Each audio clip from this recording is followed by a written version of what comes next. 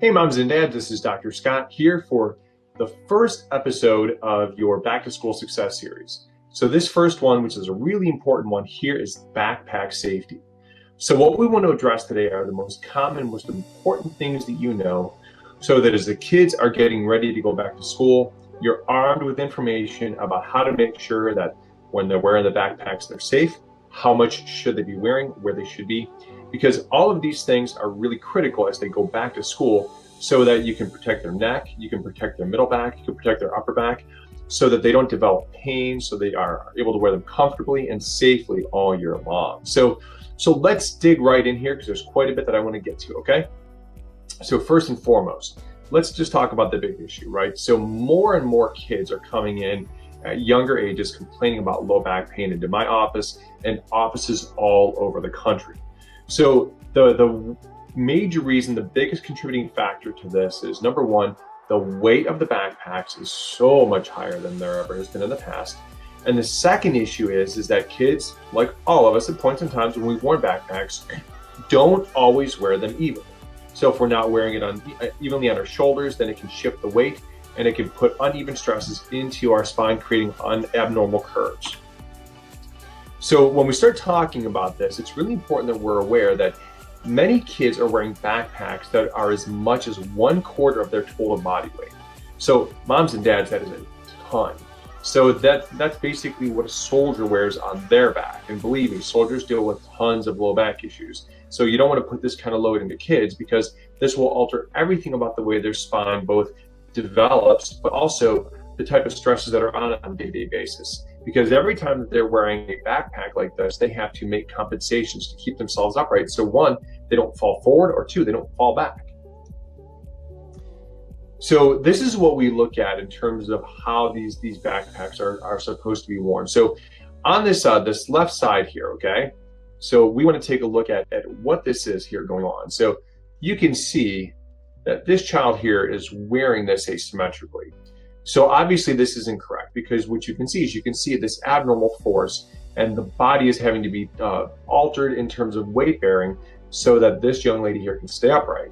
So when you look at this one here, right, she has nice square shoulders. She's got this belt strap here to go and spare the load so that she's not putting too much into the shoulders and it's being shared into the waistline. This is a really important consideration because now she's got 3 points of balance. She has the shoulders and she's got the waist that can all carry some of the load. So when you look at the young man here on the side view, let's take a look right away, right? His backpack is exceptionally full, but look at what he's had to do. He's had to draw his head considerably forward so that he can offset this gravity that the backpack is putting into it. So what it also does, it also increases this curvature in his neck. So he's straightening out his neck, pushing his neck forward, but he's also got this excessive forward lean. And so his spine now, instead of being neutral, is being flattened out with a big increase in curvature. Whereas this young man here, right, he has in this picture on the right-hand side, this is a much better position because now what you're looking at, he's got much better alignment of his head and shoulders right here, much less stress going into his low back as you follow this all the way down. He's essentially straight. This is a much better situation. So we want kids to have backpacks where they're wearing them where they're much higher on their waist with a position where they're going to be shared between both shoulders so that they're not having this uneven distribution.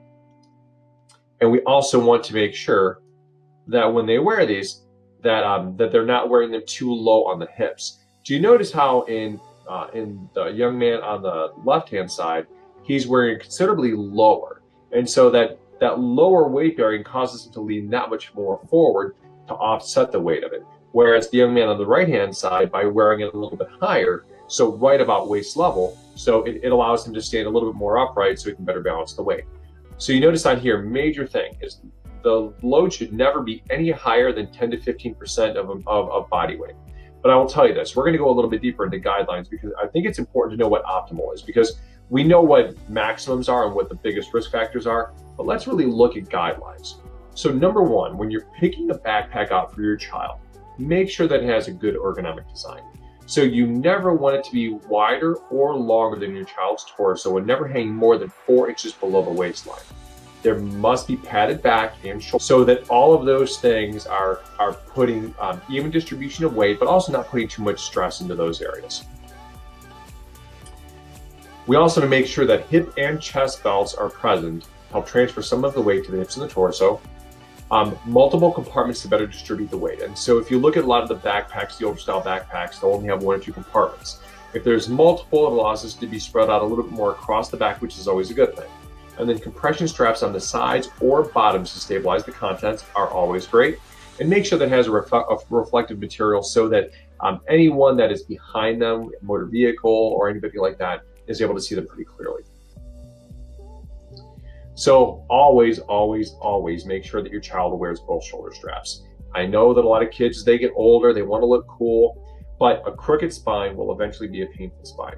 So it's really important that we have this awareness that we never want to go and wear these things asymmetrically because it'll cause stress in the neck. So I mean, if you even look here on the way that this young man is wearing this, right? So what has to happen is the spine now, because of the backpack being over on the right shoulder, now there's this tilt downhill. There's a curvature here that's developed, and another line of force going right down here, and an uneven pelvis and sacrum. All these areas here, right? All these places where there's these intersections and asymmetries cause significant issues. Also, right here at the top, that's the main breaker, right? Most important area on the spinal column, because that's where the brainstem lives. And so whenever there's uneven force put onto the brainstem for a prolonged period of time, it can cause headaches, neck pain, along with a whole host of other issues that we'll dig into at another point in time. So just be aware of this, because these curvatures, their spine will, over time, if they do this day after day, will take on these postures. And not only will they lead to pain, but it can also lead to more dangerous permanent curvatures. And so we want to prevent that, because it can be a long-term consequence as well. Now, when we look at backpack size, remember, a roomy backpack may seem like a great idea, but the more space there is to fill, the more likely your child's going to fill it. So we want to make sure that that they don't overfill the backpack. Try and leave some books that they're not needing that day, leave them at school. Make sure that your child uses both straps like we talked about when carrying the backpack. Using one strap like we talked about also shifts the posture, the weight to one side, and causes muscle pain and posture problems. So moms and dads, I hope this was helpful. So I want to make sure that you have all the information that you need. So if there's other questions that you have, do not hesitate to reach out to us and let us know what else we can provide for you. There will also be an accompanying document here that goes into even more depth. So make sure that you download the white paper. Hopefully that will answer a bunch more questions for you. In the next video, we will address healthy school lunches, because, you know, starting off the year right, eating healthy is such a huge thing. So make sure that you stay tuned for the next video, where we're going to dig much deeper. We're going to talk about ways to go and regulate their blood sugar, making sure they're recovering, helping to go and balance out their lunches, and some great alternatives that are tasty, but yet make sure that your child is going to recover and heal and be their most awesome. All right. This is Dr. Scott. God bless you guys. Be elite.